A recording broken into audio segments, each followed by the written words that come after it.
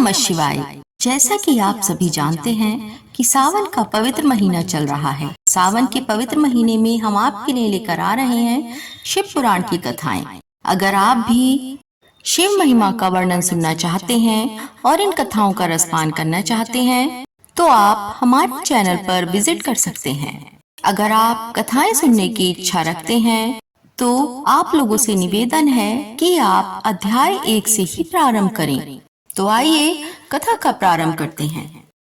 सूत जी बोले, महर्षियों, पार्थिव लिंगों की पूजा करोड़ों यज्ञों का फल देने वाली है।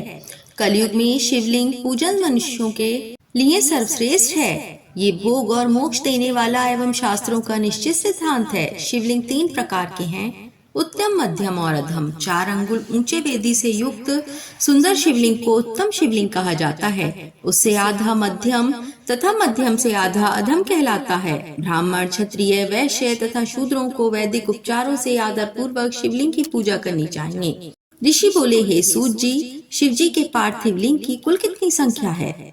सूत जी बोले, हे ऋषियों, पार्थिव लिंग की संख्या मनोकामना पर निर्भर करती है। बुद्धि की प्राप्ति के लिए सद्भावना पूर्वक 1000 पार्थिव शिवलिंग का पूजन करें। धन की प्राप्ति के इच्छुक 1500 शिवलिंगों का तथा वस्त्र प्राप्ति के हेतु 500 शिवलिंगों का पूजन करें। भूमि का इच्छुक 1000, दया भाव चाहने वाला 3000, तीर्थ यात्रा करने की चाह रखने वाले को 2000 तथा मोक्ष प्राप्ति के इच्छुक मनुष्य 1 करोड़ पार्थिव लिंगों की वेदोक्त विधि से पूजा आराधना करें। अपनी कामनाओं के अनुसार शिवलिंगों का पूजन करें। पार्थिव लिंगों की पूजा करोड़ों यज्ञों का फल देने वाली है तथा उपासक को भोग और मोक्ष प्रदान करती है। इसके समान कोई और श्रेष्ठ नहीं है, अर्थात ये सर्वश्रेष्ठ है। शिवलिंग की नियमित पूजा अर्चना से मनुष्य सभी विपत्तियों से मुक्त हो जाता है। शिवलिंग का नियमित पूजन भव सागर से तरने का सबसे सरल तथा उत्तम उपाय है। हर रोज लिंग का पूजन वेदोक्त विधि से करना चाहिए। भगवान शंकर का नैवेद्यांत पूजन करना चाहिए। भगवान शंकर की 8 मूर्तियां पृथ्वी, जल, अग्नि, वायु, आकाश, सूर्य, चंद्रमा तथा यजमान है। इसके अतिरिक्त शिव, भव, रुद्र, उग्र, भीम, ईश्वर, महादेव तथा पशुपति नामों का भी पूजन करें। अक्षत, चंदन और बेलपत्र लेकर भक्ति पूर्वक शिव जी का पूजन करें तथा उनके परिवार जिसमें ईशान, नंदी, चंड, महाकाल, भृंगी, वृष, स्कंद, कर्पदीश्वर, शुक्र तथा सोम हैं का 10 दिशाओं में पूजन करें। शिव जी के वीरभद्र और कीर्तिमुख के पूजन के पश्चात 11 रुद्रों की पूजा करें। पंचाक्षर मंत्र का जाप करें तथा शतरुद्रीय और शिव पंचांग का पाठ करें। इसके उपरांत शिवलिंग की परिक्रमा कर शिवलिंग का विसर्जन करें। रात्रि के समय समस्त देव कार्यों को उत्तर दिशा की ओर मुंह करके ही करना चाहिए। पूजन करते समय मन में भगवान शिव का स्मरण करना चाहिए। जिस स्थान पर शिवलिंग स्थापित हो वहां पर पूर्व, पश्चिम और उत्तर दिशा में ना बैठें, क्योंकि पूर्व दिशा भगवान शिव के सामने पड़ती है और इष्ट देव का सामना नहीं रोकना चाहिए। उत्तर दिशा में शक्ति स्वरूपा देवी उमा विराजमान रहती हैं। पश्चिम दिशा में शिव जी का पीछे का भाग है और पूजा पीछे से नहीं की जा सकती, इसलिए दक्षिण दिशा में उत्तराभिमुख होकर बैठना चाहिए। शिव के उपासकों को भस्म से त्रिपुंड लगाकर रुद्राक्ष की माला, बेलपत्र आदि लेकर भगवान का पूजन करना चाहिए। यदि भस्म ना मिले तो मिट्टी से ही त्रिपुंड का निर्माण करके पूजन करना चाहिए। ऋषि बोले, हे सूत जी, हमने पूर्व में सुना है कि शिव का नैवेद्य ग्रहण नहीं करना चाहिए। इस संबंध में शास्त्र क्या कहते हैं, इसके बारे में बताइए तथा बिल्व के महात्म्य को भी स्पष्ट कीजिए। सूत जी ने कहा, हे मुनियों, आप सभी शिव व्रत का पालन करने वाले हैं, इसलिए मैं आपको प्रसन्नता पूर्वक सारी बातें बता रहा हूँ।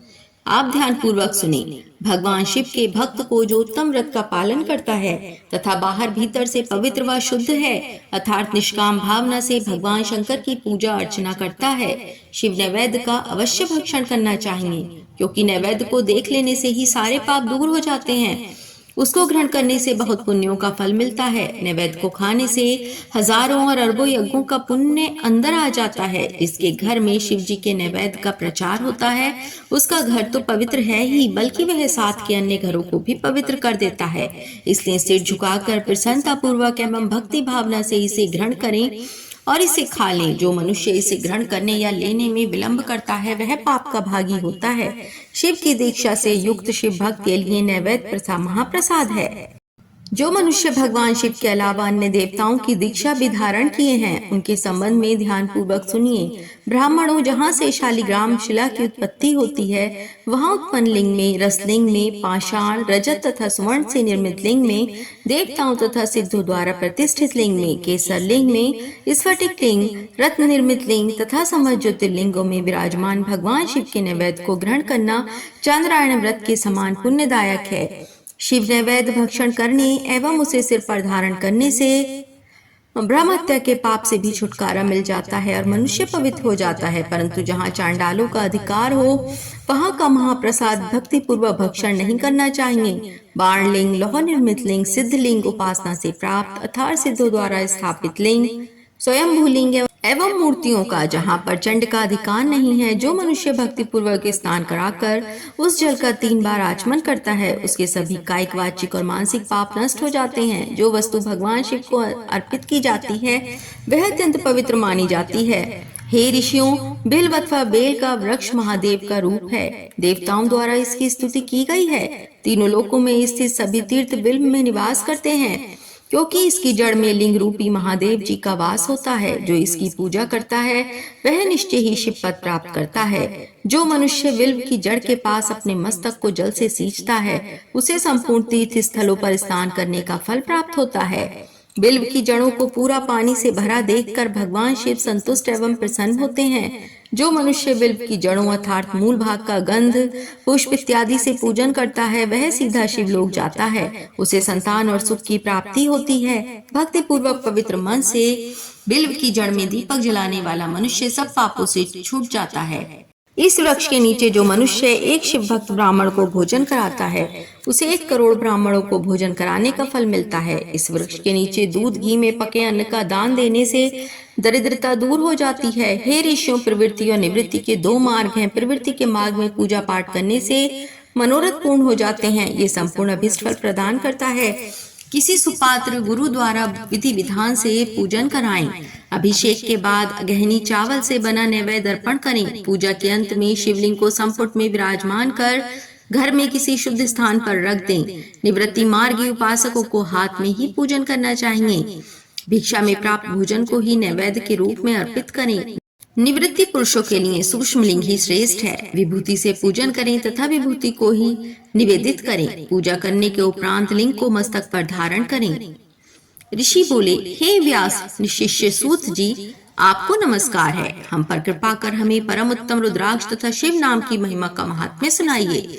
सूत जी बोले, हे ऋषियों, आपने बहुत ही उत्तम तथा समस्त लोगों के हित की बात पूछी है। भगवान शिव की उपासना करने वाले मनुष्य धन्य हैं। उनका मनुष्य होना सफल हो गया है। साथ ही शिव भक्ति से उनके कुल का उद्धार हो गया है। जो मुख मनुष्य अपने से सदाशिव और शिव नामों का उच्चारण करते हैं, पाप उनका स्पर्श भी नहीं कर पाता है।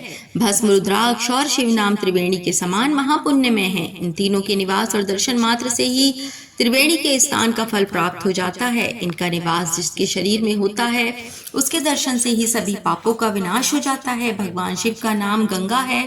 विभूति भस्म यमुना मानी गई है तथा रुद्राक्ष को सरस्वती कहा गया है। इनकी संयुक्त त्रिवेणी समस्त पापों का नाश करने वाली है। हे श्रेष्ठ ब्राह्मणों, इनकी महिमा सिर्फ भगवान महेश्वर ही जानते हैं। ये शिव नाम का महात्म्य समस्त पापों को हर लेने वाला है। शिव नाम अग्नि है और महापाप पर्वत है। इस अग्नि से पाप रूपी पर्वत जल जाते हैं। शिव नाम को जपने मात्र से ही पाप मूल नष्ट हो जाते हैं। जो मनुष्य इस पृथ्वी लोक में भगवान शिव के जाप में लगा हुआ रहता है, वह विद्वान पुण्यात्मा और वेदों का ज्ञाता है। उसके द्वारा किए गए धर्म कर्म फल देने वाले हैं। जो भी मनुष्य शिव नाम रूपी नौका पाकर भवसागर को तर जाते हैं, उनके भवरूपी पाप निसंदेह ही नष्ट हो जाते हैं। जो पाप रूपी दावानल से पीड़ित है, उन्हें शिव नाम रूपी अमृत का पान करना चाहिए। हे मुनीश्वरों, जिसने अनेक जन्मों तक तपस्या की है, उसे ही पापों का नाश करने वाली शिव भक्ति प्राप्त होती है। जिस मनुष्य के मन में कभी न खंडित होने वाली शिव भक्ति प्रकट हुई है, उसे ही मोक्ष मिलता है। जो अनेक पाप करके भी भगवान शिव के नाम जप में आदर पूर्वक लग गया है, वह समस्त पापों से मुक्त हो जाता है। इसमें जरा भी संशय नहीं है। जिस प्रकार जंगल में दावानल से दग्ध हुए वृक्ष भस्म हो जाते हैं, उसी प्रकार शिव नाम रूपी दावानल से दग्ध होकर उसके सारे पाप भस्म हो जाते हैं। जिसके भस्म लगाने से अंग पवित्र हो गए हैं और जो आदर सहित शिव नाम जपता है वह इस अथाह भवसागर से पार हो जाता है। संपूर्ण वेदों का अवलोकन करके महर्षियों ने शिव नाम को संसार सागर को पार करने वाला बताया है।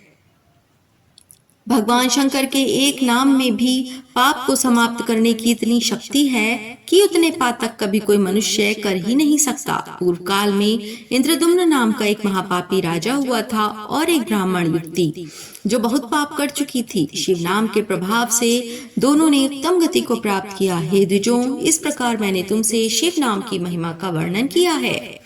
सूत जी ने कहा, हे ऋषियों, अब मैं तुम्हारे लिए समस्त वस्तुओं को पावन करने वाले भस्म का महात्म्य सुनाता हूँ। भस्म दो प्रकार की होती है, एक महाभस्म और दूसरी स्वल्प भस्म। महाभस्म के भी अनेक भेद हैं। ये तीन प्रकार की होती है, श्रोता, स्मार्थ और लौकिक। श्रोता और स्मार्थ भस्म केवल ब्राह्मणों के ही उपयोग में आने योग्य है।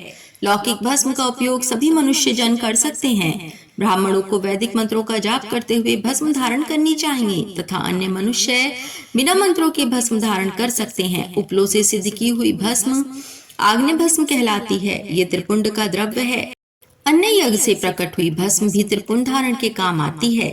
जाबाली उपनिषद के अनुसार अग्नि इत्यादि मंत्रों द्वारा 7 बार जल में भिगोकर शरीर में लगाता है।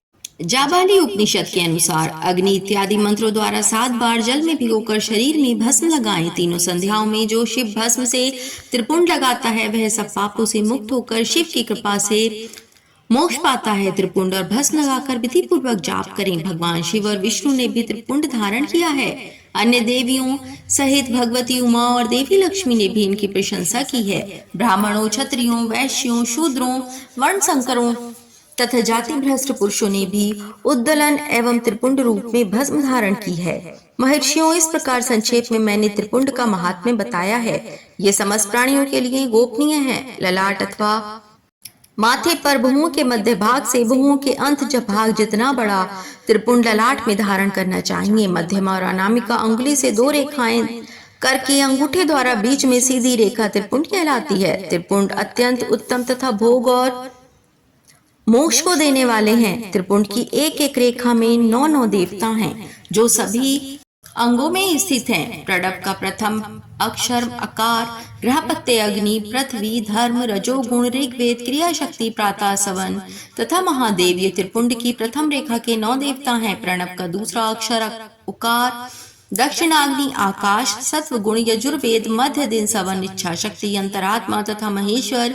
ये दूसरी रेखा के 9 देवता हैं। प्रणव का तीसरा अक्षर मकार, आह्वानीय अग्नि, परमात्मा, तमोगुण, द्युलोक, ज्ञान शक्ति, सामवेद, तृतीय सवन तथा शिव। ये तीसरी रेखा के 9 देवता हैं। प्रतिदिन स्थान से शुद्ध होकर भक्ति भाव से त्रिपुंड में स्थित देवताओं को नमस्कार कर त्रिपुंड धारण करें तो भोग और मोक्ष दोनों की प्राप्ति होती है। भस्म को 32, 16, 8 अथवा 5 स्थानों में धारण करें।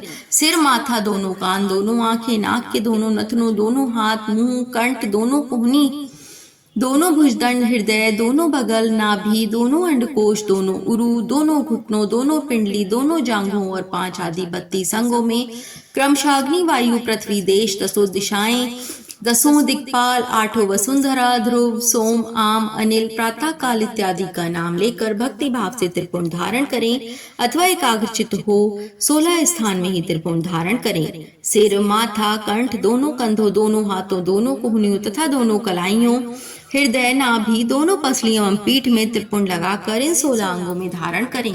तब अश्विनी कुमार, शिव शक्ति, रुद्र, ईश, नारद और वामा आदि 9 शक्तियों का पूजन करके उन्हें त्रिपुंड में धारण करें। सिर, बालों, दोनों कान, मुंह, दोनों हाथ, हृदय अंगों में क्रमशः शिव, चंद्रमा, रुद्र, ब्रह्मा, गणेश, लक्ष्मी, विष्णु, शिव प्रजापति, नाग, दोनों नाग कन्या, ऋषि कन्या, समुद्र, तीर्थ इत्यादि के नाम स्मरण करके त्रिपुंड भस्म धारण करें। माथा, दोनों कान, दोनों कंधे, छाती, नाभि एवं गुहा अंग आदि 8 अंगों में सप्तऋषि ब्राह्मणों का नाम लेकर भस्म धारण करें अथवा मस्तक, दोनों भुजाएं, हृदय और नाभि इन 5 स्थानों को भस्म धारण करने के योग्य बताया गया है। देश तथा काल को ध्यान में रखकर भस्म को अभिमंत्रित करना चाहिए तथा भस्म को जल में मिलाना चाहिए। त्रिनेत्रधारी सभी गुणों के आधार तथा सभी देवताओं के जनक और ब्रह्मा एवं रुद्र की उत्पत्ति करने वाले परम ब्रह्मा परमात्मा शिव का ध्यान करते हुए ओम नमः शिवाय मंत्र को बोलते हुए माथे एवं अंगों पर त्रिपुंड धारण करें। सूत जी कहते हैं, महाज्ञानी शिव स्वरूप शौनक, भगवान शंकर के प्रिय रुद्राक्ष का महात्म्य मैं तुम्हें सुना रहा हूँ। ये रुद्राक्ष परम पावन है। इसके दर्शन, स्पर्श एवं जप करने से समस्त पाप नष्ट हो जाते हैं। इसकी महिमा तो स्वयं सदाशिव ने संपूर्ण लोकों के कल्याण के लिए देवी पार्वती को सुनाई है। भगवान शिव बोले, हे देवी, तुम्हारे प्रेमवश भक्तों के हित की कामना से रुद्राक्ष की महिमा का वर्णन कर रहा हूँ। पूर्व काल में मैंने मन को संयम में रखकर हजारों दिव्य वर्षों तक घोर तपस्या की। एक दिन अचानक मेरा मन शुद्ध हो उठा और मैं सोचने लगा कि मैं संपूर्ण लोगों का उपकार करने वाला स्वतंत्र परमेश्वर हूँ। अतः मैंने लीलावश अपने दोनों नेत्र खोल दिए। नेत्र खुलते ही मेरे नेत्रों से जल की झड़ी लग गई। उसी से गौड़ देश से लेकर मथुरा, अयोध्या, काशी, लंका, मलयाचल पर्वत आदि स्थानों में रुद्राक्षों के पेड़ उत्पन्न हो गए। तभी से इनका महात्म्य बढ़ गया और वेदों में भी इनकी महिमा का वर्णन किया गया है। इसलिए रुद्राक्ष की माला समस्त पापों का नाश कर भक्ति और दुखों से मुक्ति देने वाली है। ब्राह्मण, वैश्य, क्षत्रिय और शूद्र जातियों में जन्मे शिव भक्त सफेद, लाल, पीले या काले रुद्राक्ष धारण करें। मनुष्यों को जाति अनुसार ही रुद्राक्ष धारण करना चाहिए। आंवले के फल के बराबर रुद्राक्ष को श्रेष्ठ माना जाता है। बेर के फल के बराबर को मध्यम श्रेणी का और चने के आकार को रुद्राक्ष को निम्न श्रेणी का माना जाता है। हे देवी, बेर के समान रुद्राक्ष छोटा होने पर भी लोक में उत्तम फल देने वाला तथा सुख सौभाग्य की वृद्धि करने वाला होता है। जो रुद्राक्ष आंवले के बराबर है, वह सभी अनिष्टों का विनाश करने वाला तथा सभी मनोरथों को पूर्ण करने वाला होता है।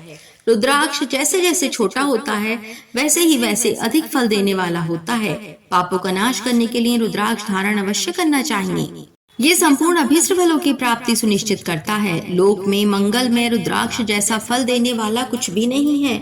समान आकार वाले चिकने, गोल, मजबूत, मोटे, कांटेदार रुद्राक्ष, उभरे हुए छोटे छोटे दानों वाले रुद्राक्ष सब मनोरथ सिद्धि एवं भक्ति मुक्तिदायक हैं, किंतु कीड़ों द्वारा खाए गए टूटे फूटे कांटों से युक्त तथा जो पूरा गोल ना हो, इन 5 प्रकार के रुद्राक्षों का त्याग करें। जिस रुद्राक्ष में अपने आप डोरा पिरोने के लिए छेद हो, वही उत्तम माना गया है। जिसमें मनुष्य द्वारा छेद किया हो, उसे मध्यम श्रेणी का माना जाता है। इस जगत में 11 रुद्राक्ष धारण करके मनुष्य जो फल पाता है, उसका वर्णन नहीं किया जा सकता। भक्तिमान पुरुष 550 रुद्राक्ष के दानों का मुकुट बना ले और उसे सिर पर धारण करे। 308 दानों का हार बना ले। ऐसे 3 हार बनाकर उनका यज्ञोपवीत धारण करें।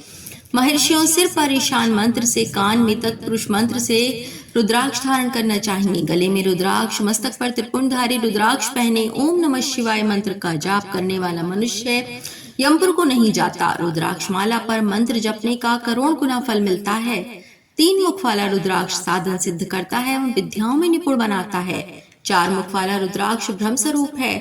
इसके दर्शन एवं पूजन से नर हत्या का पाप छूट जाता है। ये धर्म, अर्थ, काम और मोक्ष आदि चारों पुरुषार्थों का फल देता है। 5 मुख वाले रुद्राक्ष को काला अग्नि अर्थात पंचमुखी कहा जाता है। ये सर्व कामनाएं पूर्ण कर मोक्ष प्रदान करता है। अभोग्य स्त्रियों को भोगने के पाप तथा भक्षण के पापों से मुक्त हो जाता है। 6 मुखी रुद्राक्ष कार्तिकेय का स्वरूप है। इसको सीधी बाह में बांधने से ब्रह्म हत्या के दोष से मुक्ति मिलती है। सप्तमुखी रुद्राक्ष धारण करने से धन की प्राप्ति होती है। 8 मुखों वाला रुद्राक्ष भैरव का स्वरूप है। इसे धारण करने से लंबी आयु प्राप्त होती है और मरने पर शिव पद प्राप्त होता है। 9 मुखों वाला रुद्राक्ष भैरव तथा कपिल मुनि का स्वरूप माना जाता है और भगवती दुर्गा उसकी अधिष्ठात्री देवी मानी गई हैं। इसी बाएं हाथ में धारण करने से समस्त वैभवों की प्राप्ति होती है। 10 मुख वाला रुद्राक्ष साक्षात भगवान विष्णु का रूप है। इसे धारण करने से सभी मनोरथ पूर्ण हो जाते हैं। 11 मुख वाला रुद्राक्ष रुद्र रूप है। इसको धारण करने से मनुष्य को सब स्थानों पर विजय मिलती है। 12 मुख वाले रुद्राक्ष को बालों में धारण करने से मस्तक पर 11 सूर्यों के समान तेज प्राप्त होता है। 13 मुख वाला रुद्राक्ष विश्व देवों का स्वरूप है। इसे धारण करने से सौभाग्य और मंगल का लाभ मिलता है। 14 मुख वाला रुद्राक्ष साक्षात शिव स्वरूप है। इसे भक्ति पूर्वक मस्तक पर धारण करने से समस्त पापों का नाश हो जाता है। इस प्रकार मुखों के भेद से रुद्राक्ष के 14 भेद बताए गए हैं। हे पार्वती जी, अब मैं तुम्हें रुद्राक्ष धारण के मंत्र सुनाता हूँ। रुद्राक्ष धारण के 14 मंत्र हैं। ओम ह्रीं नमः, ओम नमः, क्लीं नमः, ओम ह्रीं नमः, ओम ह्रीं नमः, ओम ह्रीं हूं नमः, ओम हूं नमः, ओम हूं नमः,